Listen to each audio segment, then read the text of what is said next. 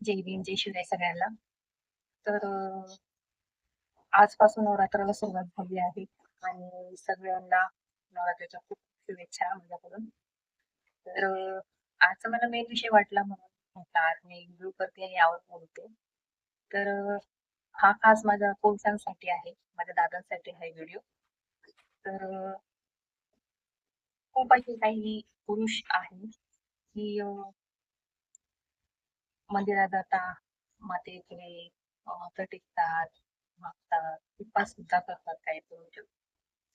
आणि घरात काही पुरुष स्त्रियांचा अपमान करतात, खालून पळून बोलतात, मग ती आई असो, बहीण असो किंवा बायको असो किंवा दुसरं कोणी असो. तिचं अपमान करणं, तिला मारहाण करणं, तिला शिवीगाळ करणं, तिला खूप तिच्यावर अत्याचार करणं असे पुरुष आहेत. ते तोंड वरती करून मंदिरात जातात, उपवास करतात, ते पाव दाखवतात. मातेला मातेसाठी काय करतो, मातेला हात जोडतोय, पर्यंत. तर जी डिवाईन एनर्जी आहे माता आहे.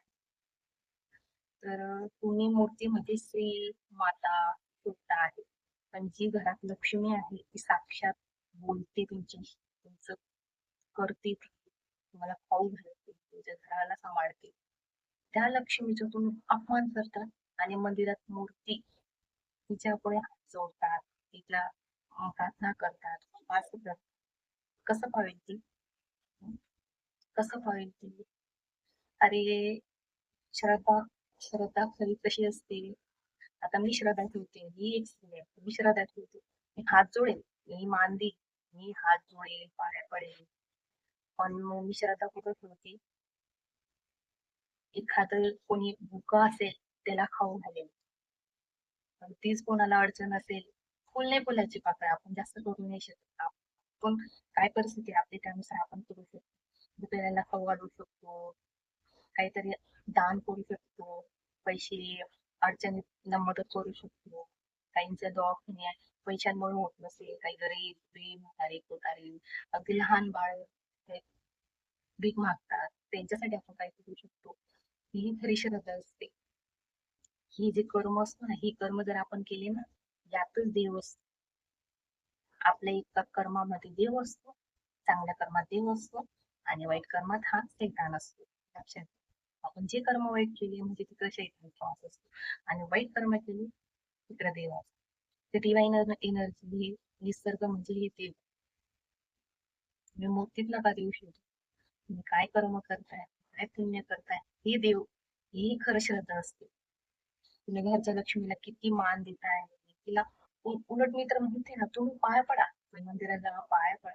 पण घरची लक्ष्मीचं जर हे सगळ्या गोष्टी केल्या ना तुम्ही, तिचे जर पाय दुखून जर तिला हळद कुंकू लावला, तिला गोड घास तिच्या तोंडात टाकला, तिचा आदर केला, ह्या गोष्टी जर तिचं केलं ना तुम्ही, तर ही याच्यापेक्षा म्हणजे मी तर म्हणते माता खुश खुशच होणार असं समजा, आनंद. ती म्हणा माझं जीवन पाया नको पडू, मूर्तीच्या पाया नको पडू, तुझ्या घराची लक्ष्मी आहे ना, तिच्या पाया, तिचा सन्मान कर, तिचं रक्षण कर, तिच्याशी चांगलं वाग. हे खरं असते श्रद्धा. आता अं, 9 दिवस झाले की दुसऱ्या दिवशी रावण दहन करेल. तर काही पुरुष, ज्याच्यातले काही पुरुष जे ऑलरेडी रावणच आहे, किल्ल्यामध्ये फिरणारे, बोलणारे, चालणारे, फिरणारे, हे खरे रावण. आता हे परंपरा आलेली की पहिल्यापासून रावण स्वतः तयार करायचा लाकडाचा मोठा, आणि ही जाणणारी काही रावण त्याच्यातले, काही रावण त्या रावणाला तयार करणार आणि तो रावण दहन करणार. आणि जे खरे रावण फिरत आहे उघड्यावर, तो मुलींवर अत्याचार करताय, लहान पोरींवर बलात्कार करताय, खराब नजरेने बघताय, अपमान करताय, या रावणाचं काय करणार? हे रोज फिरतात हे रावण. तो रावणला तुम्ही तयार करता, स्वतः तुम्ही तयार करता आणि त्याला दहन करता, पण हे रावणाचं काय करणार तुम्ही? हं?